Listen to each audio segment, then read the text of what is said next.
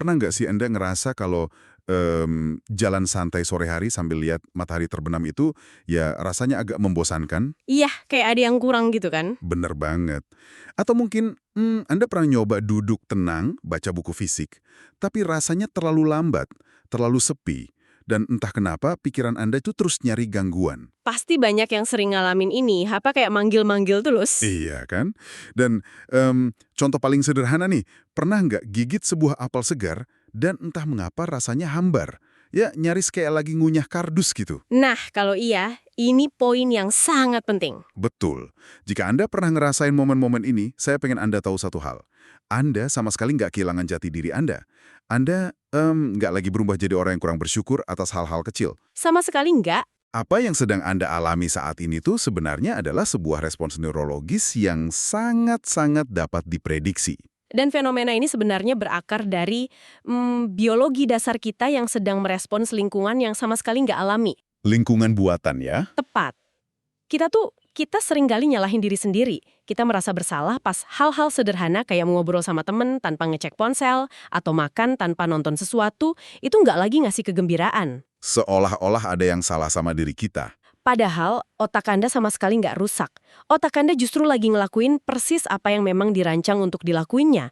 Cuma, dia beroperasi dalam situasi yang ekstrim dan belum pernah ada presidennya dalam sejarah manusia. Nah, di sesi bedah mendalam kita kali ini, kita bakal bongkar habis-habisan satu fenomena luar biasa kuat yang jadi benang merah dari berbagai riset neuroscience dan artikel psikologi. Fenomena yang sering disebut sebagai stimulus supernormal. Iya, stimulus supernormal. Dan misi eksplorasi kita hari ini tuh bukan buat menceramahi Anda supaya membuang semua barang elektronik ya. Jelas bukan. Kita nggak nyuruh Anda pindah ke hutan terus jadi petapa. Benar. Misi kita adalah membedah secara ilmiah gimana dunia modern ini secara harfiah membajak otak kita. Kita mau cari tahu gimana Anda bisa ngerebut kembali kendali atas sistem motivasi Anda. Supaya kehidupan sehari-hari yang sederhana itu bisa kembali kerasa memuaskan. Pasti. Nah, untuk benar-benar paham fenomena ini, kita harus nalik mundur dikit ke konteks evolusi kita. Betul, ratusan ribu tahun ke belakang. Otak yang Anda miliki di dalam kepala Anda sekarang ini, dengan segala kompleksitasnya, pada dasarnya adalah perangkat keras yang sama persis dengan yang dimiliki nenek moyang kita. Hardware-nya belum di-upgrade ya dari zaman purba. Sama sekali belum. Dan perangkat keras itu berevolusi, dilatih, dan dioptimalkan di sebuah dunia yang serba kekurangan. Kekurangan kalori, kekurangan informasi, kekurangan kebaruan. Pokoknya semuanya serba langka. Bener. Lalu tiba-tiba, hanya dalam sekejap mata secara garis waktu evolusi, kita ngambil otak kuno yang selalu nyari-nyari sumber daya ini dan ngelemparnya ke lingkungan modern. Lingkungan yang dipenuhi kelimpahan yang luar biasa. Dan kelimpahan ini bukan kebetulan kan? Semuanya direkayasa kan? Direkayasa secara presisi. Oke, mari kita bedah ini perlahan. Mengapa hal-hal normal tiba-tiba terasa kurang menarik? Ada satu eksperimen klasik dari ahli etologi bernama Nicholas Tinbergen. Ah ya, eksperimen burung itu. Sangat membuka mata. Iya, eksperimen ini jujur aja agak lucu, tapi juga ngeri kalau kita pikirin implikasinya. Jadi Tinbergen ini bikin telur palsu dari kayu atau gips. Dan ukurannya raksasa, kan? Jauh lebih besar dari telur burung itu sendiri. Terus dicat pakai pola bintik-bintik yang warnanya super cerah dan kontras, sangat berlebihan lah pokoknya. Dan coba tebak apa yang terjadi. Burung itu sepenuhnya ngabaikan telur mereka sendiri yang asli. Telur yang sempurna, sehat, dan berisi keturunan mereka, ditinggalin gitu aja. Hanya untuk ngeramit telur raksasa palsu yang mencolok itu. Iya. Mereka secara naluriah milih versi realita yang dilebih-lebihkan daripada realitas aslinya. Yang sangat menarik di sini adalah burung tersebut nggak lagi berpikir atau bikin keputusan rasional. Insting bawaannya untuk merawat objek berbentuk telur itu dibajak. Dibajak oleh sinyal yang jauh lebih kuat dari alam ya. Tepat. Itulah definisi murni dari stimulus supernormal. Sebuah versi yang sangat dilebih-lebihkan dari pemicu alami, yang berhasil meretas insting bawaan kita. Dan kalau kita tarik garis paralelnya ke manusia modern, wah, polanya identik banget. Identik. Secara evolusioner, kita dirancang buat nyukai makanan manis atau berlemak. Karena di alam liar, kalori padat itu krusial buat mencegah kelaparan. Tapi hari ini Anda kan nggak perlu jalan berkilo-kilometer nyusuri hutan buat nyari buah beri yang manis. Nggak perlu sama sekali. Anda tinggal ke supermarket dan dihadapkan pada makanan dengan rasio SOS yang sempurna. Ah, SOS. Sugar, oil, salt. Gula, minyak, garam. Tepat banget. Kombinasi SOS ini nggak muncul secara alami di bumi dengan konsentrasi setinggi itu. Semuanya direkayasa di laboratorium ya. Iya, laboratorium sains makanan komersial. Mereka merancangnya secara spesifik untuk melewati sinyal kenyang alami di otak Anda. Otak Anda nerima sinyal kalori ini dan ngira Anda baru nemuin harta karunia evolusioner. Padahal, ya Anda cuma lagi ngancurin sistem metabolisme Anda pelan-pelan. Benar. Dan ini bukan cuma soal keripik kentang atau junk food kan. Ini tuh merambat ke setiap aspek kehidupan kita, termasuk informasi dan validasi sosial. Oh, media sosial adalah contoh stimulus supernormal yang paling ekstrim. Ratusan ribu tahun lalu, validasi sosial itu berarti Anda diakui sama anggota suku. Yang secara harfiah berarti Anda nggak bakal ditinggal sendirian buat dimakan harimau. Betul, ini soal kelangsungan hidup. Nah, sekarang validasi sosial bentuknya aplikasi di saku Anda. Dengan sistem scroll tanpa batas itu ya. Iya, yang memberondong otak dengan kebaruan, kejutan, dan persetujuan sosial palsu tiap detiknya. Efek kumulatif dari semua ini adalah meredupnya sihir kehidupan modern. Meredupnya sihir kehidupan nyata. Oke, biar saya kasih analogi buat pendengar kita. Bayangkan Anda lagi dengerin musik favorit pakai headphone. Tapi volumenya Anda putar sampai mentok, maksimal banget. Dan Anda dengerin itu selama berjam-jam tanpa henti. Itu stimulus supernormalnya. Benar. Itu ibarat media sosial, makanan ultraproses, atau hiburan algoritmik. Lalu, pas Anda akhirnya ngelepas headphone itu dan jalan ke taman, apa yang terjadi? Anda nggak akan bisa dengar apa-apa. Betul, suara kicauan burung atau angin di daun tuh nggak kedengaran sama sekali. Suara alamnya nggak hilang, tapi telinga Anda udah keburu mati rasa. Nah, kalau kita lihat ke dalam tengkorak kita, ada mekanisme neurologis yang sangat nyata untuk ngejelasin analogi headphone Anda tadi. Oh ya? Kayak gimana prosesnya? Ketika Anda membanjiri otak dengan dopamin lewat stimulasi intens yang terus-menerus, otak Anda langsung mendeteksi adanya ketidakseimbangan. Dia ngerasa ini terlalu berlebihan gitu ya? Betul. Otak melihat tingkat stimulasi ini terlalu tinggi dan berpotensi merusak sistem saraf dalam jangka panjang. Jadi, sebagai mekanisme pertahanan diri, otak melakukan down-regulate pada reseptor dopaminnya. Tunggu, maksudnya otak kita secara harfiah nutup pintu-pintu penerimaan kesenangannya sendiri? Ya, mengurangi jumlah reseptor yang tersedia. Ibaratnya, bayangin ada ruangan yang terlalu silau karena ratusan lampu sorot nyala barengan. Wah, sakit mata itu. Nah, cara otak ngelindungin diri adalah dengan pakai kacamata hitam yang sangat-sangat gelap.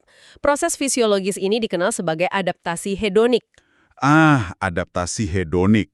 Berarti akibat langsung dari proses nutup reseptor ini adalah ambang batas kita buat ngerasain kesenangan tiba-tiba jadi jauh lebih tinggi. Jauh lebih tinggi. Makanya hal-hal beresolusi rendah dan lambat di dunia nyata, kayak baca buku atau minum teh pagi-pagi, itu nggak punya kekuatan stimulasi yang cukup lagi. Nggak bisa nembus ambang batas yang baru itu ya? Betul. Itulah mengapa realitas tiba-tiba terasa hambar. Oke, kalau kita udah sadar ini murni trik biologis dan otak cuma berusaha melindungi dirinya, pertanyaan besarnya adalah, kenapa kita nggak berhenti aja? Itu pertanyaan jutaan dolar. Kan kita tahu junk food bikin lesu. Kita tahu main HP sampai jam 2 pagi bikin cemas. Tapi kita tetap ngelanjutin. Ini nunjukin kalau mengandalkan tekad baja atau willpower itu adalah kesalahan besar. Mengandalkan sekedar tekad untuk ngelawan stimulus supernormal di dunia modern ini tuh, ibarat Anda maju ke medan perang bawa bambu runcing. Sementara musuhnya bawa apa? Senjata nuklir. Sistem yang dibangun sama ribuan insinyur jenius. Ribuan orang yang dibayar mahal buat nyari titik lemah kita. Iya, Anda ngelawan superkomputer dan industri triliunan dolar yang udah ngehabisin puluhan tahun buat pengujian AB. Aplikasi dan makanan ini tuh nggak dirancang buat menuhin kebutuhan Anda. Mereka dirancang spesifik buat ngeksploitasi kerentanan biologi kita. Benar, supaya Anda terus mengonsumsi. Tapi tunggu sebentar. Saya ada dorongan balik nih soal ini. Silakan. Kalau pertarungannya emang senggak adil itu, kalau sistemnya udah diakalin sama insinyur jenius, Apa itu berarti kita cuma korban yang lemah di sini? Maksudnya kita nggak punya harapan? Iya, buat apa repot-repot nyoba kalau ujung-ujungnya kita dikendalin algoritma? Kita cuma kelinci percobaan aja dong. Nah, yang sangat menarik di sini adalah paham tentang betapa asimetrisnya pertarungan ini justru adalah senjata rahasia Anda. Oh, masa sih? Gimana caranya? Ini bukan tentang nyerah kalah. Pikirin apa yang terjadi kalau Anda cuma ngandelin tekad terus gagal. Anda bakal ngerasa malu kan? Merasa lemah secara moral. Iya pasti, ngerasa bersalah banget. Nah, emosi negatif kayak rasa malu dan bersalah inilah yang secara paradoks memicu otak buat nyari kenyamanan instan. Dan kemana otak lari nyari kenyamanan? Balik lagi ke pelampiasan main HP atau makan junk food tadi. Betul, itu siklus setan. Dengan nyadari asimetri pertarungan ini, Anda bisa ngebuang rasa malu itu dan gantinya dengan self-compassion atau belas kasih diri. Oh, paham. Jadi self-compassion di sini bukan berarti kita nepuk punggung sendiri sambil terus ngabisin kue coklat seharian kan? Bukan itu. Di ke alat taktis supaya kita nggak jatuh ke siklus rasa bersalah yang bikin kita malah nambah konsumsi. Tepat. Ngentiin emosi negatif yang memicu relapse. Begitu energi mental Anda nggak habis buat ngehakimi diri sendiri, Anda bisa pindah ke strategi yang beneran ampuh, yaitu arsitektur lingkungan. Desain lingkungan ya? Intinya adalah ningkatin friksi atau hambatan secara drastis antara Anda dan stimulus supernormal itu. Ada aturan emasnya nih di psikologi perilaku. Apa tuh? Apa yang tidak ada di lingkungan Anda tidak membutuhkan tekad untuk dihindari. Wah, itu masuk akal banget.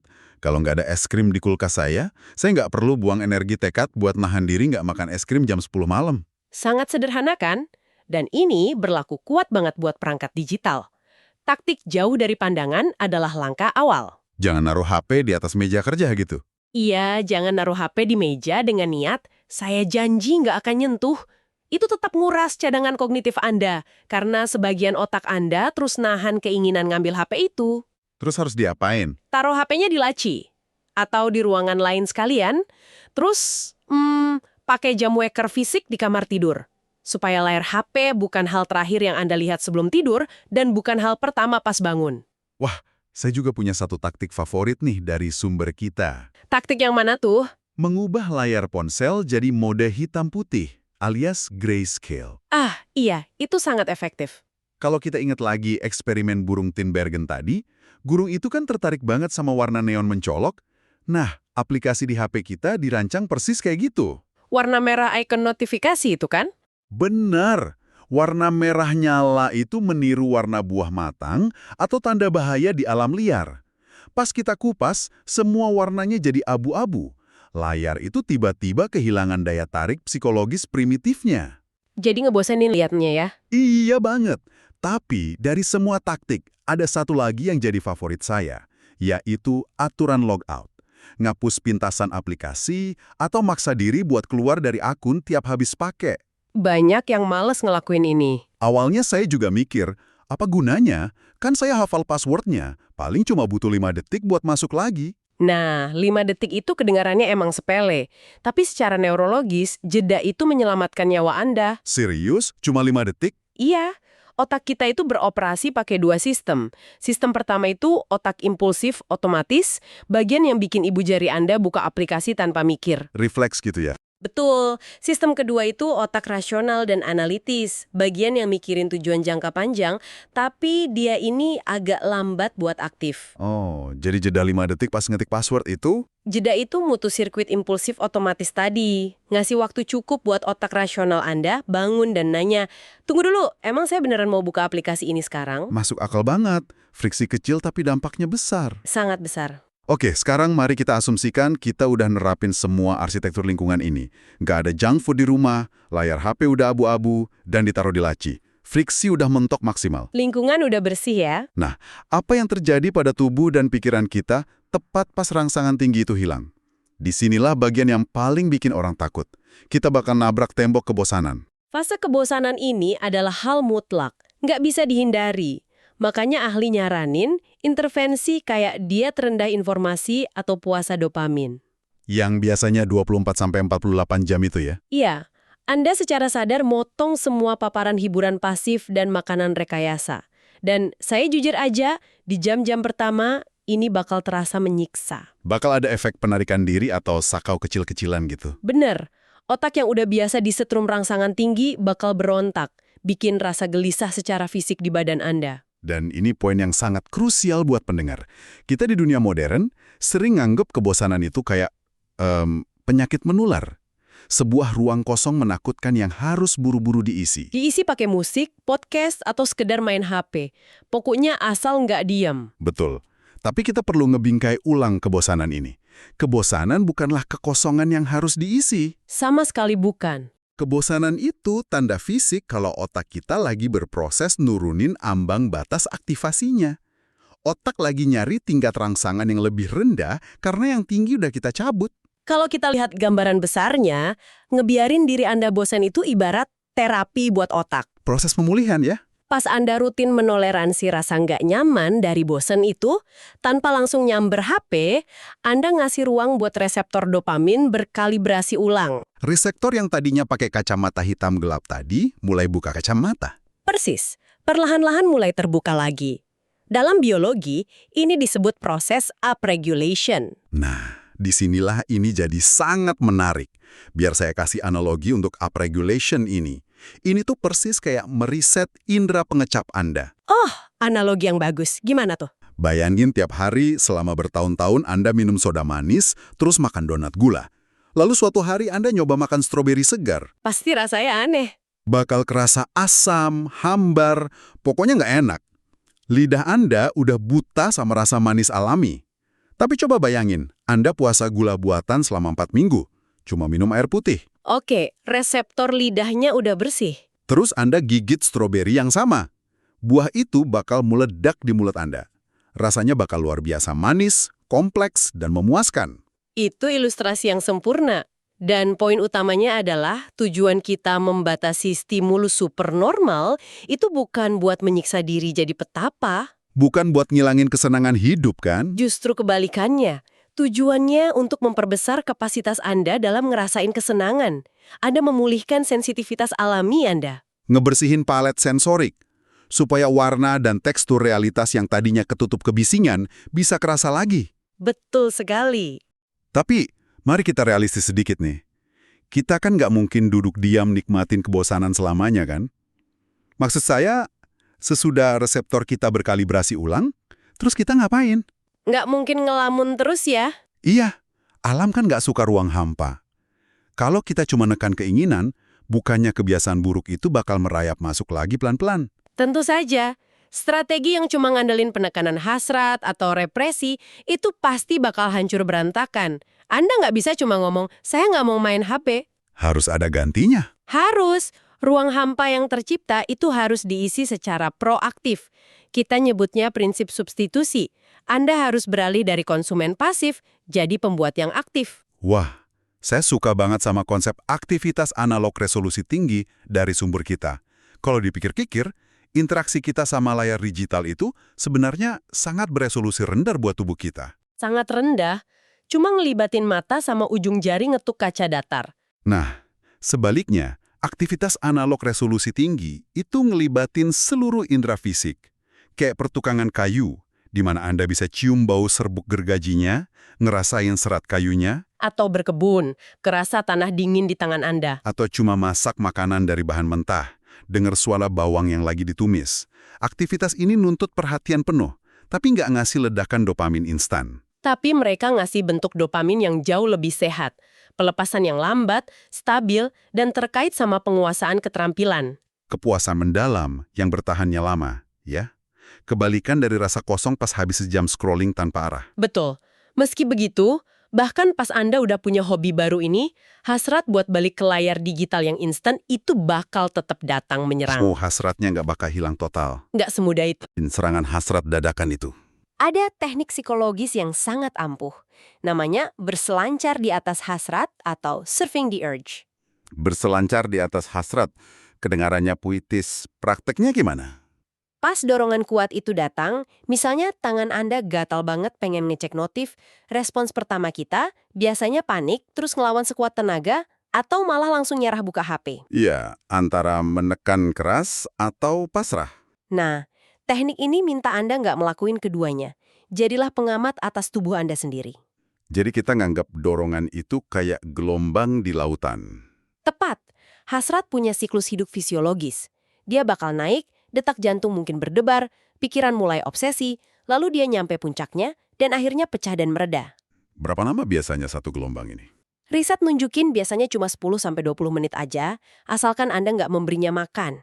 Wah, cuma 10 menit, jadi kita cuma perlu berselancar aja ya. Sadari sensasi fisiknya, biarin dia ada di situ, tanpa dihakimi, dan tonton aja gimana perlahan-lahan hasrat itu kehilangan tenaga. Persis seperti ombak yang pecah di pantai. Oke, jadi secara praktisnya apa arti dari semua ini? Apakah nerapin arsitektur lingkungan dan kedisiplinan ini berarti kita harus hidup dengan aturan paranoia yang ketat? Aturan yang kaku banget gitu. Iya, kayak saya nggak boleh makan ini, nggak boleh nyentuh layar itu. Itu kan kedengarannya capek banget buat dijalanin seumur hidup. Nggak perlu sampai seperti itu. Disinilah letak pentingnya aturan 80-20 dan konsep konsumsi penuh kesadaran. Maksudnya gimana tuh? Realitasnya, kita hidup di abad 21. Kadang-kadang Anda mungkin emang pengen makan burger super normal itu, atau memang mau nonton serial film seharian. Masa libur nggak boleh santai, ya kan? Anda terhubung sama stimulus alami dan aktivitas analog. Sementara yang 20% bisa jadi suguhan yang dilakukan secara sadar, bukan pelarian otomatis. Konsumsi penuh kesadaran. Kalau emang mutusin mau makan burger gede, penuh saus, makanlah dengan perhatian 100%. Jangan sambil main HP. Jangan sambil nonton video. Perhatiin tiap gigitannya. Banyak yang kaget loh, pas mereka benar-benar fokus ke makanan ultraproses tanpa diganggu layar, ilusi kelezatannya hilang gitu aja. Langsung pudar. Di gigitan keempat atau kelima, otak bakal mikir, tunggu, ini kok rasanya agak kimiawi ya? Saya ternyata cuma ngunyah gumpalan garam sama minyak. Dan pergeseran pamungkas dari seluruh proses ini tuh bukan tentang bikin penjara aturan buat diri sendiri. Di tahap akhir, ini adalah transisi menuju kedisiplinan berbasis identitas. Berbasis identitas maksudnya gimana? Daripada tiap hari buang energi buat bernegosiasi sama diri sendiri, kayak boleh main HP nggak ya sekarang? Ya. Anda secara fundamental mengubah cara Anda ngelihat diri Anda. Oh, ngebangun identitas baru. Iya, Anda meyakini, saya adalah tipe orang yang menghargai kejernihan pikiran, saya orang yang melindungi perhatian saya. Wah, itu ngubah segalanya. Pengekangan diri jadi nggak terasa kayak hukuman, tapi berubah jadi ekspresi dari otonomi dan kebanggaan diri. Karena tujuan akhirnya memang bukan penderitaan. Di filsafat kuno ada konsep ataraksia, sebuah kondisi ketenangan pikiran yang mendalam, terbebas dari gangguan emosional yang nggak perlu. Dan pas kita bebasin sistem dopamin kita dari manipulasi eksternal, kita bisa nyampe kondisi ataraksia itu. Anda nggak lagi gampang terombang-ambing secara emosional oleh tiap pemicu digital. Intinya, Anda ngerebut kembali apa yang bisa kita sebut sebagai kedaulatan stimulus. Anda yang jadi penguasa atas apa yang berhak masuk ke pikiran dan tubuh Anda, bukan sekumpulan algoritma rahasia. Tepat sekali, Anda memegang kendali. Dan ini bawa saya ke satu pemikiran provokatif terakhir buat Anda para pendengar. Berbeda sama burung dalam eksperimen tadi, yang tunduk buta pada instingnya, kita sebagai manusia punya kekuatan untuk mengenali jebakan ini.